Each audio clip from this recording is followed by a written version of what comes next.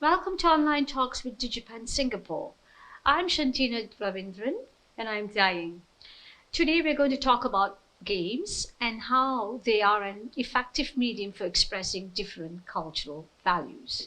In 2010, a video game titled Call of Duty Black Ops achieved superstar status when it became a blockbuster that simply eclipsed and then obliterated the opening day profits of every film, book, or music album ever produced. The ability of a video game to do so underscored at that time the sheer power, popularity, and allure that the medium of video games encompass. It was this allure and power of video games that led many such as Newzoo to predict that by 2020, the number of video game players would rise to 2 billion and to even 2.75 billion by 2023. And needless to say, as far as 2021 is concerned, this prophecy, if we may call it so, has come to pass because video games, which are such a phenomenally popular pastime of today, boast 2.2 billion players already. This simply means that it is not wrong to state that somewhere out there in the world today, and of course probably right now as we speak, someone is playing a video game. And owing to this widespread and ever-growing popularity, video games have come to be regarded as a vital part of the mass media, a common method of storytelling and representation, as well as shapers and reflectors of the cultural values and norms of our society. And before we delve any deeper to examine how video games help to shape the cultural landscape of any given society, it is pertinent first and foremost to establish a crucial point now itself, which is, even though we know that there are various controversies surrounding video games, but as far as this discussion is concerned, we would like to focus on the potential of video games as a powerful medium to positively shape the cultural values of any given society as much as they themselves are shaped by these values. With that said, let's look at what video games are. Games designer and academician Gonzalo Fresca, who focuses on the study and research of serious and political video games, states that unlike traditional media, video games are not just based on representation, but on an alternative semiotical structure known as simulation. Now, I will pass the time to Jiaying, who will talk a bit more about what video games are, before telling us why they are important. Indeed, the simulative power of video games ensures that video games are not just modes of entertainment or leisure activity. So what's so important and useful about video games? Why should we talk or even play them? Undoubtedly, video games are a contemporary reality. As a relatively young medium, video games became socially popular from the 1980s and have grown over the past decades because it is now easier than ever to play video games.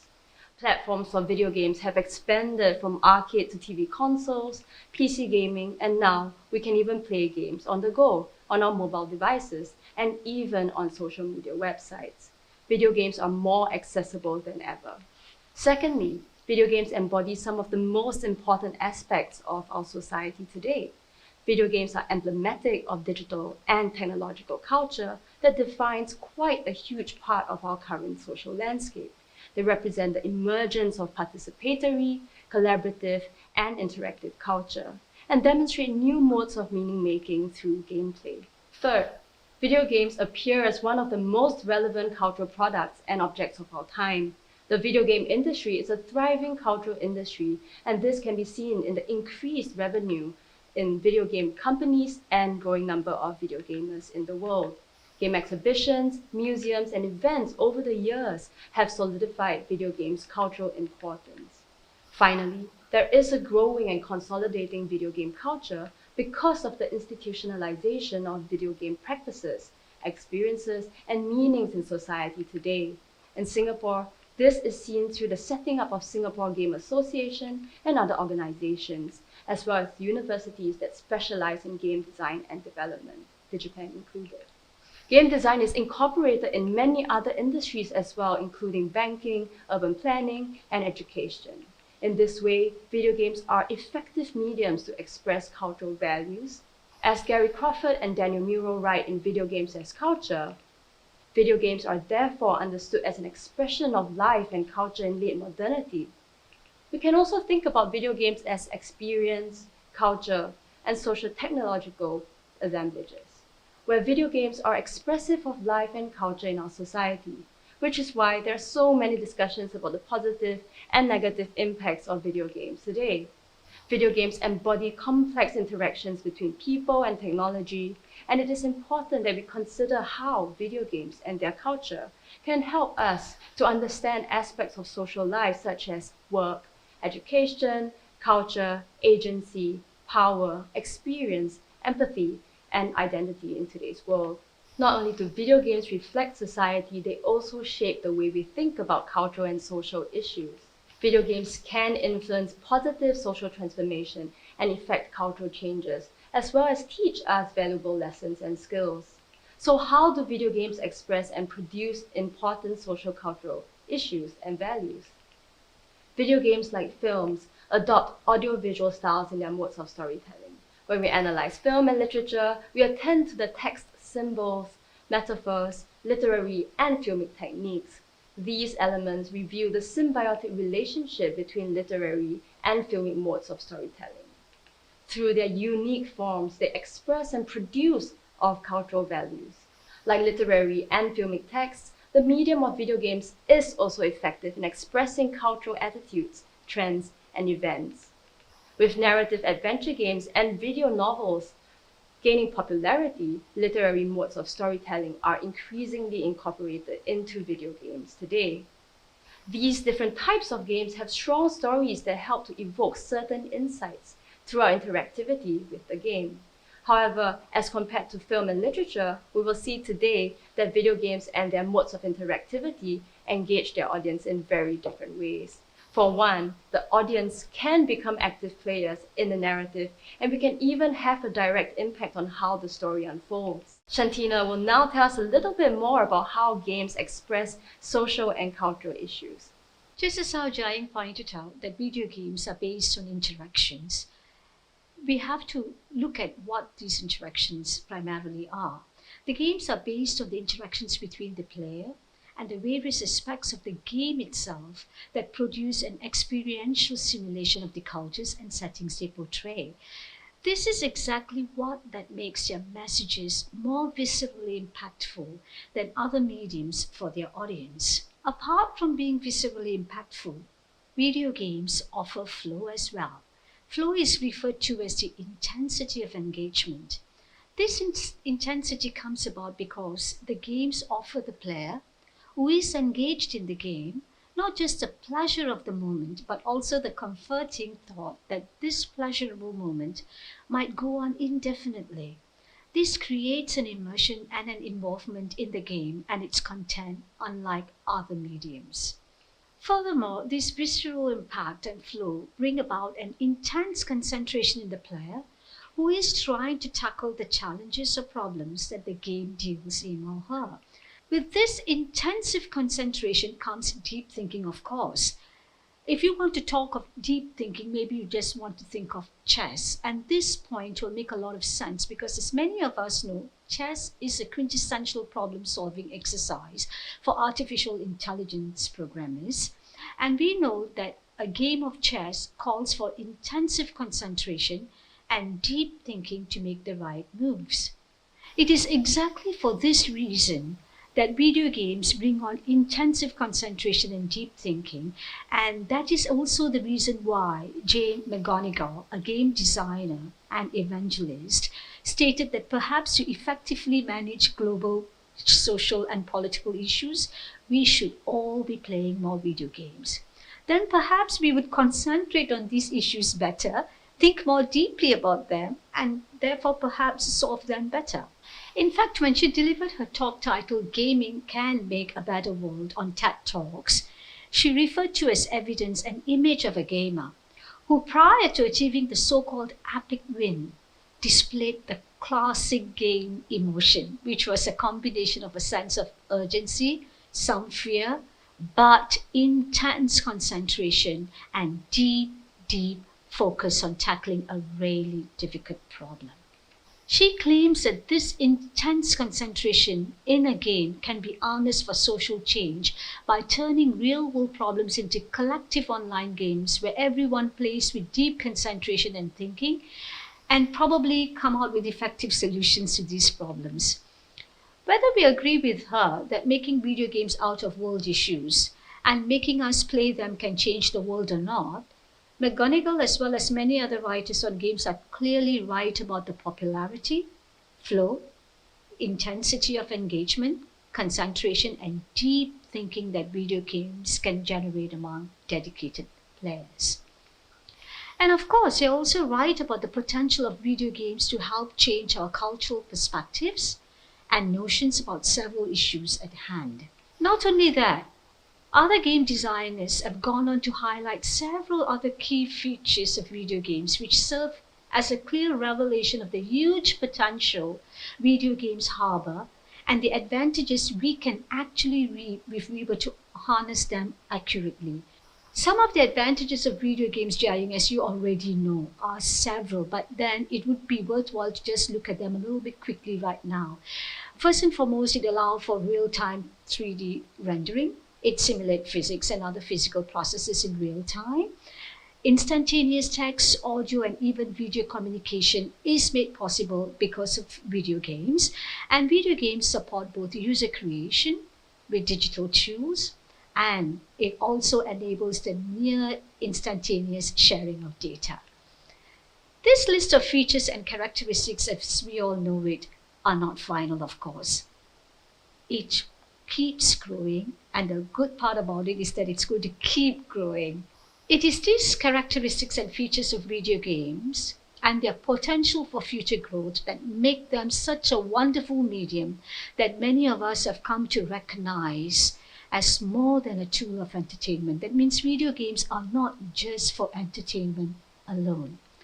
In fact, to many game designers and game researchers and players, games are no child's play. You know it, Jai, you play them, right? But serious business because they often, more often than not, I have to say, tend to be complex, meaningfully crafted, and contain skills that sometimes require their players over 10, 20, and BD, even 200 hours of learning time. Can you imagine 200 hours of learning time?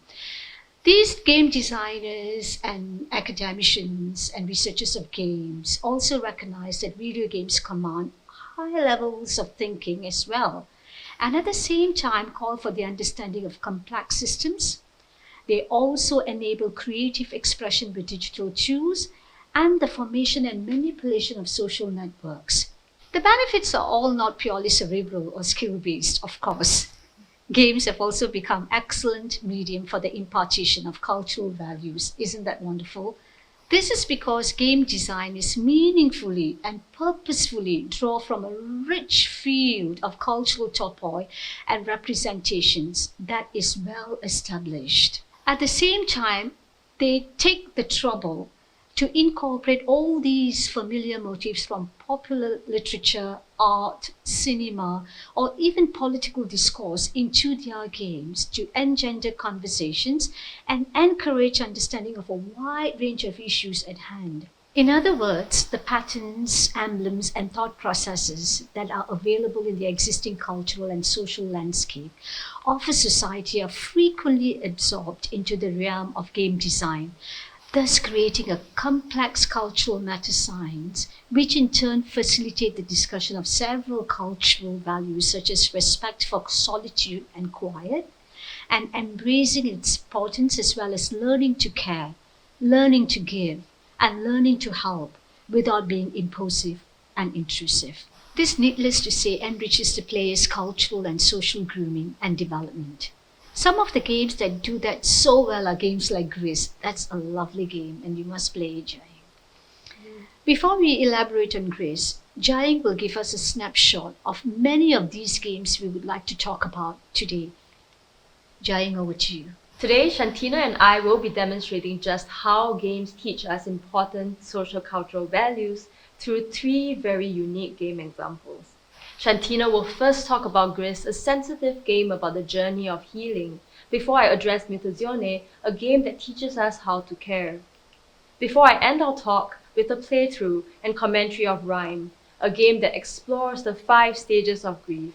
I will now hand my time over to Shanthina, who will tell us a little bit more about Gris and its beautiful message. Shanthina, please. Gris is a platform adventure game by Spanish developer Nomada Studio and published by Devolver Digital.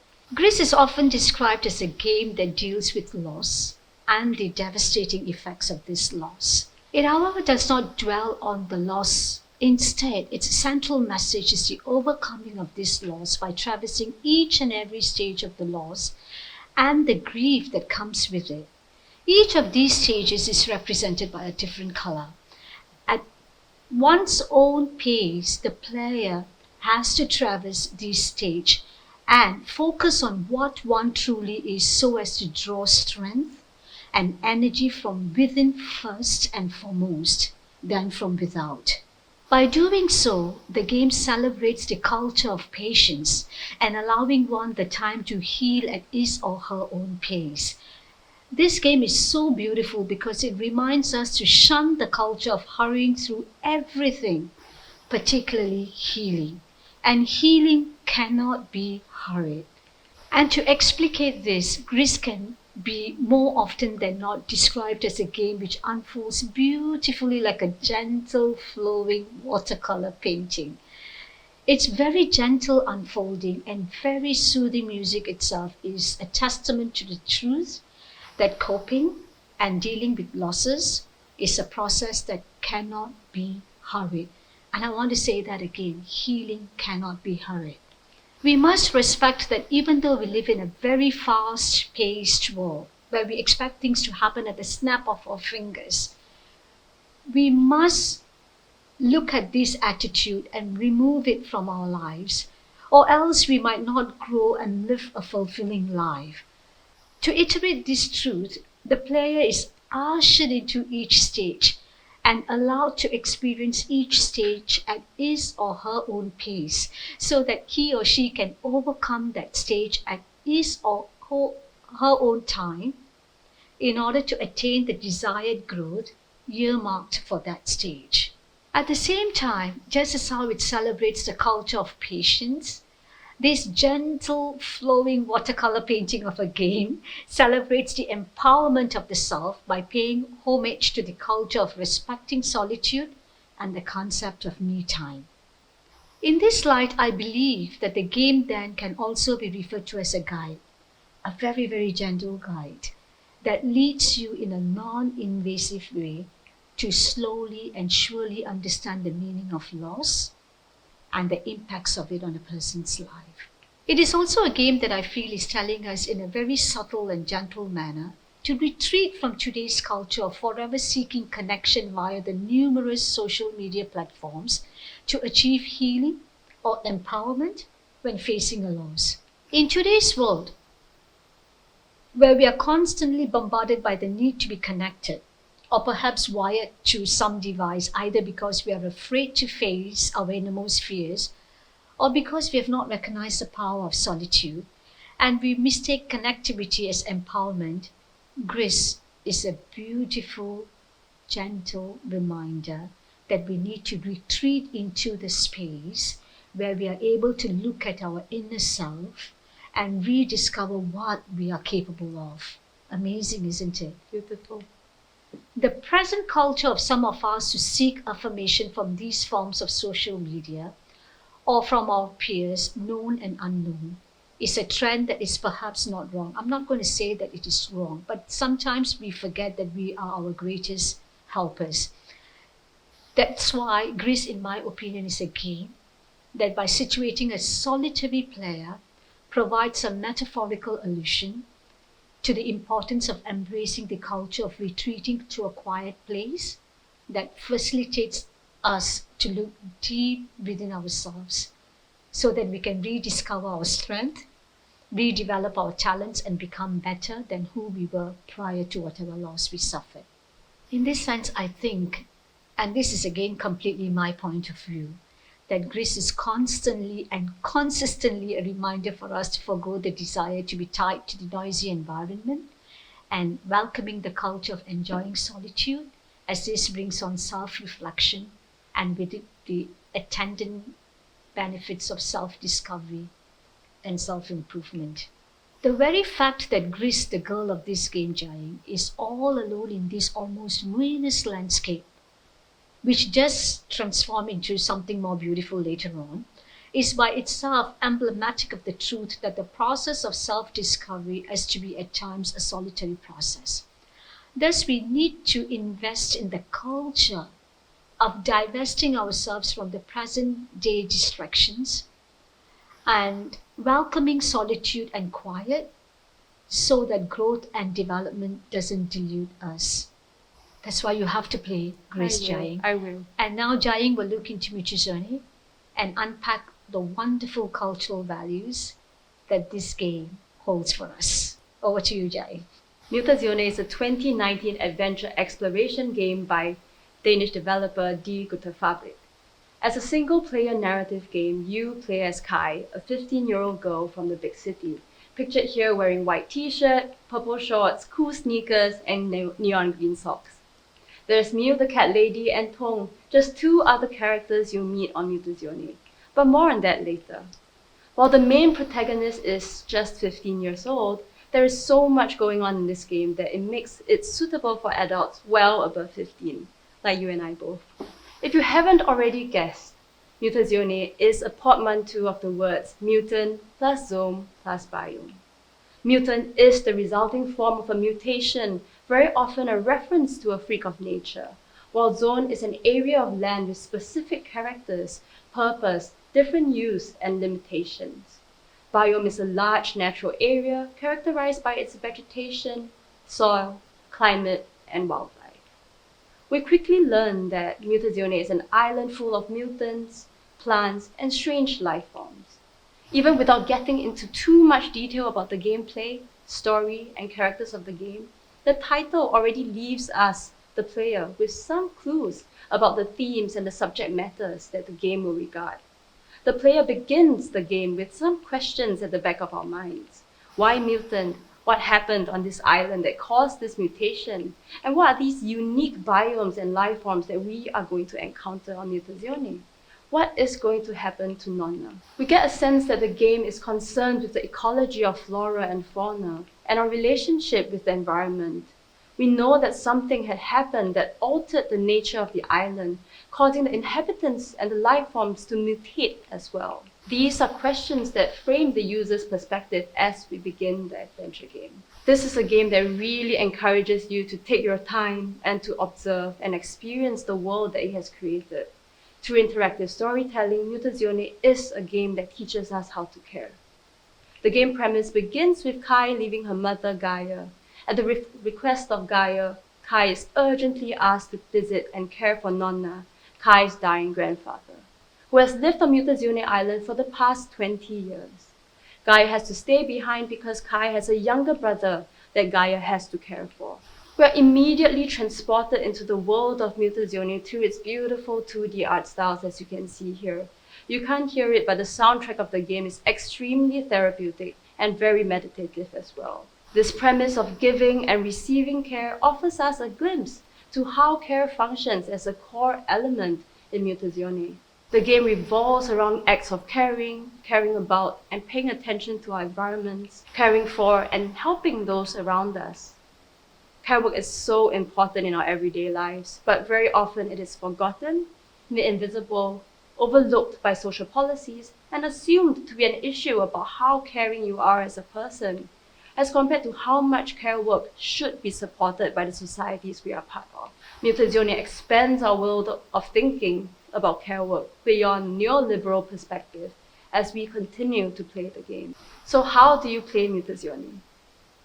The main game mechanics involves Kai running around exploring Mutazione by walking or running, talking to and befriending island residents. You also end up having to help with tasks and unfinished business around the island. These range from very simple tasks such as passing a message or visit to the library. Finally, you have to compose and tend to different types of gardens before you can move on to the next chapter of the game.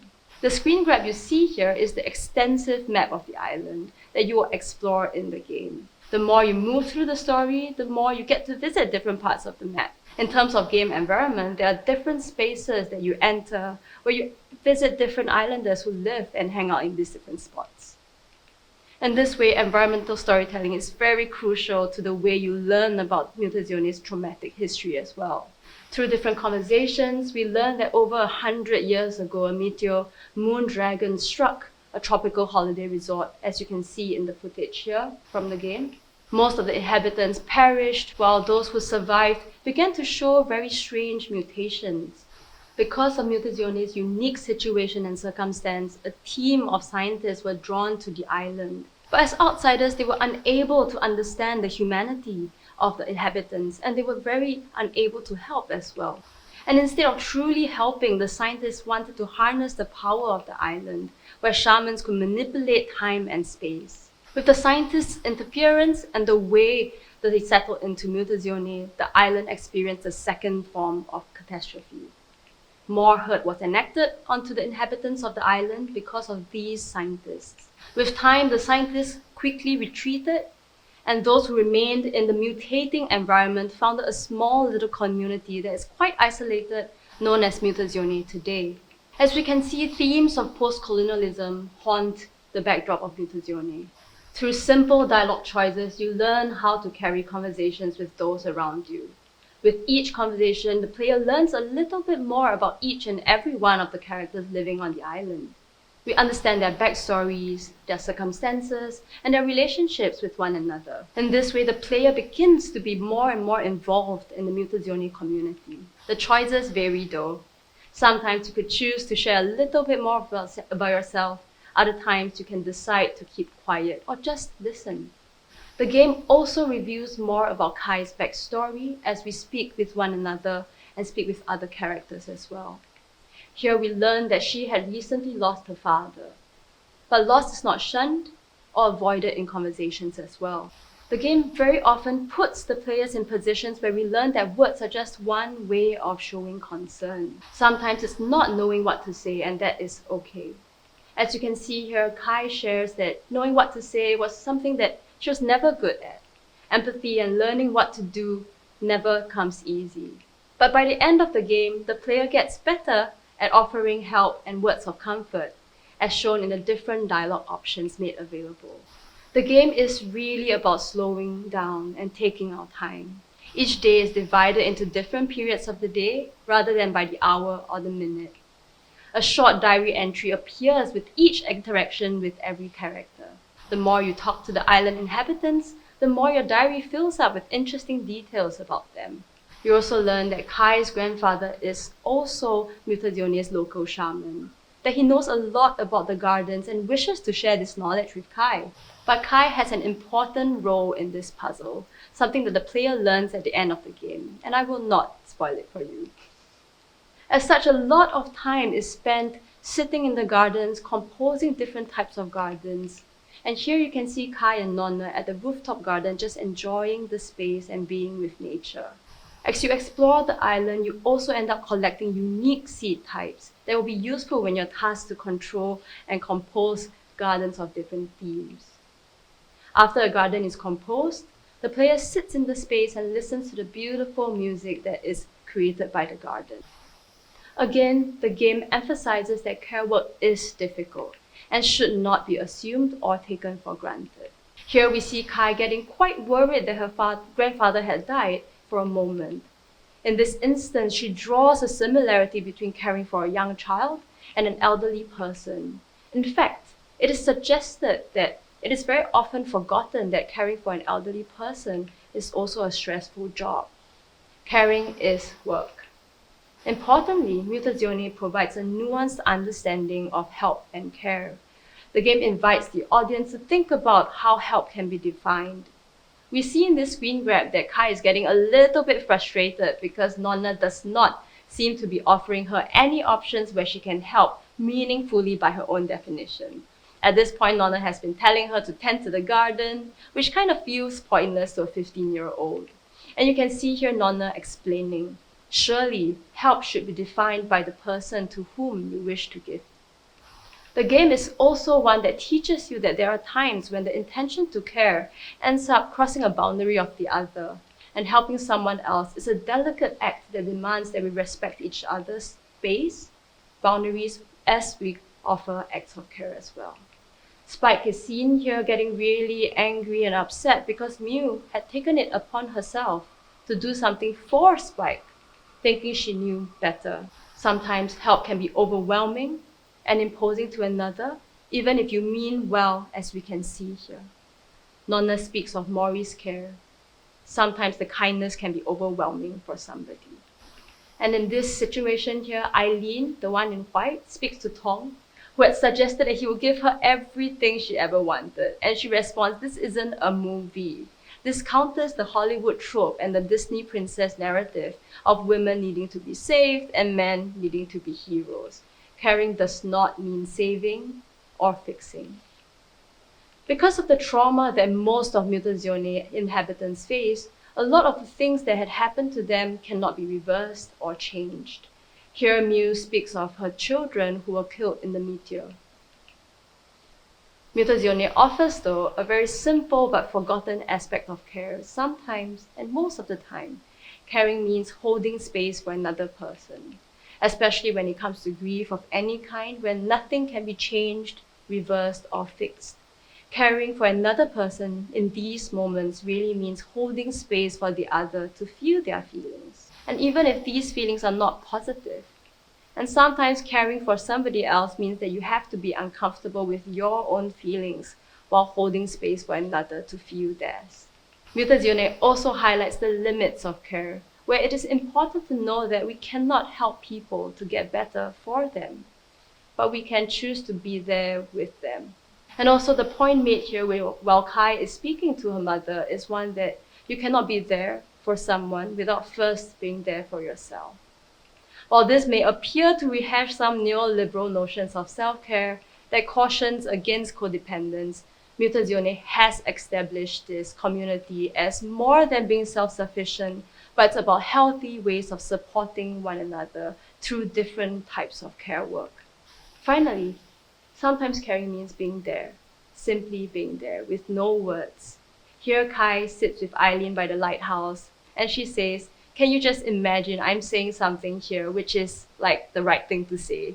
With the backdrop of the meteor attacks and the scientists further hurting the people of Mutazione, care is quickly situated within the social, the political, and the cultural landscape. Without thinking about the infrastructural support that needs to be put in place, care work can remain very limited.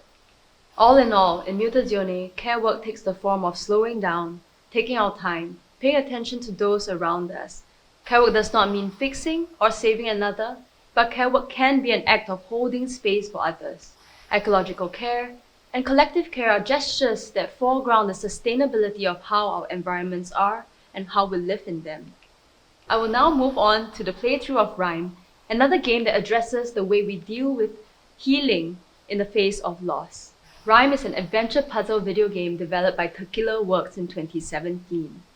The game follows a boy arriving at a mysterious island, not knowing what had happened, and only having a fox-like spirit as a guide. This game has been reimagined as an interactive experience at the Virtual Realms Video Games Transformed exhibition at the ArtScience Museum as well. So let's not waste time and let's get started with the game.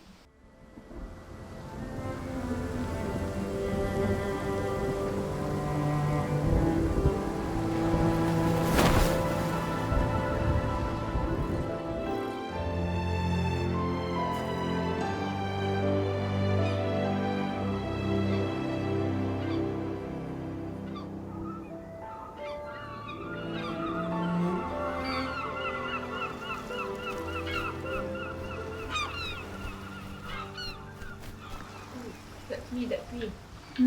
Wait. Oh, okay, I can walk now. Okay. Discover space. Okay, let's go. So when I'm pressing the triangle, he's actually making a sound. So I mean, I'm getting the sense that the fact that I can use my voice probably going to be quite important in this game. So let me jump. Let's see. Where shall we go? Plenty of crabs there. Yeah. Okay, I think maybe here. Let's try. Can I jump? Not yet. Oh, maybe here. So I mean, we have no idea what's going on now. Mm-hmm. Okay, here. Yes! Look at that. 10 upon 10 jumping. I hope I'm going the right way. Oh, to the right, to the right. Right? Yeah, turn. Go! Nailed it. The sun is setting. Oh, setting, okay. And we are still stuck. Still stuck. We're going to get there. This one. This tower. Uh-huh. So we should cross this path, right? Come on. Oh! No! I'm back at the beach. Oh. So we go up here. It's a little bit dark, so we have to just kind of feel the space. Oh, look! We just learned a new skill. Like with this vine, you realize that when you get to the vine, you can just jump and move about. So like the game teaches you what you need to know a little bit at a time, right? So at first I learned how to jump, and then now I know how to roll, and I'm not lost. I'm going towards the tower. So Perseverance. yes, of course. And then so this like is exactly how I feel now. Relieved to have found my way.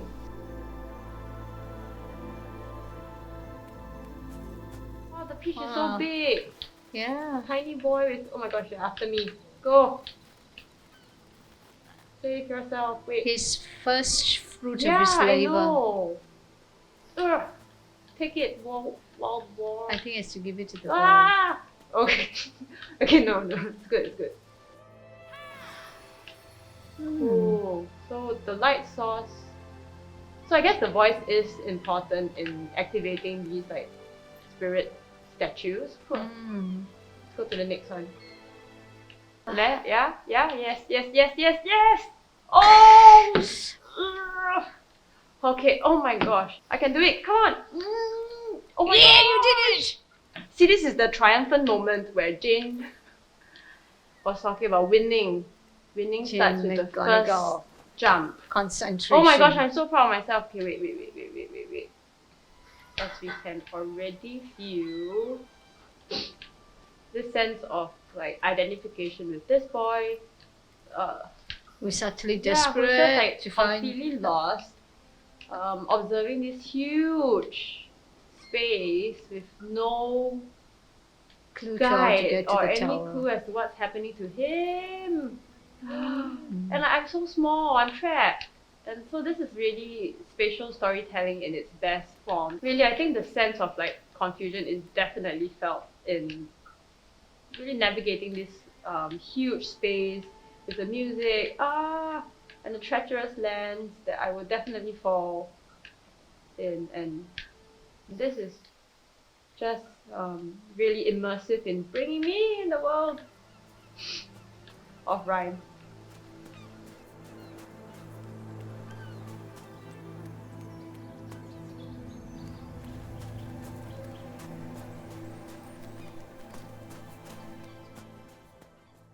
Simply from that short playthrough, we get an inkling as to how rhyme might produce an aesthetically rewarding story by achieving narrative immersion in the game.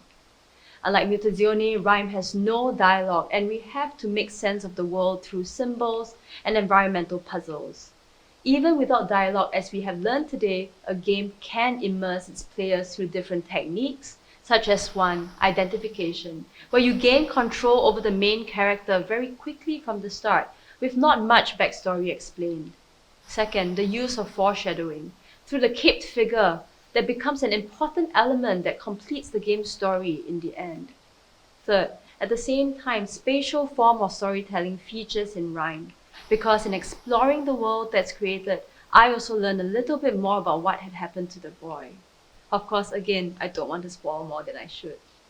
Fourth, because we are given so little information, the game draws us in with the desire to know what will happen next as a way to find out what had happened before, as a mode of temporal storytelling. The desire to know what really happens keeps the players hooked and interested. And finally, the use of emotional form of storytelling and engagement is evident in the game. By playing as the boy, we feel lost, we experience anger, fear, sadness, and resignation through the passage of the game as we stumble and climb, jump and shout, and figure out our way around this horrible and scary place. The juxtaposition of a young child navigating through very treacherous architectural structures and moving through deep underwater worlds is sure to put the player in a position to feel that deep sense of helplessness and solitude that permeate the game experience. What is powerful about the game medium then, it's its ability to have you feel and experience things that you would otherwise not have the opportunity to. This in itself is a mode of enacting empathy, to feel with and share the feelings of. In this manner, games offer us so much potential to learn lessons and to understand different complex emotions and lived experiences. Perhaps as a way to open up new ways of being empathetic and to expand our repertoire of collective social-cultural knowledge and understanding. As we have discussed, video games demonstrate so much potential to bring about positive social and cultural changes in both individual and collective ways. Hopefully, we can begin to think about games as a powerful medium for cultural expression on top of how entertaining and enjoyable they can be. Thank you for joining us for the online talks with DigiPen Singapore. To find out more on some of the past DigiPen Singapore programs with ArtScience Museum, click on the link at the description below. Viva la video games!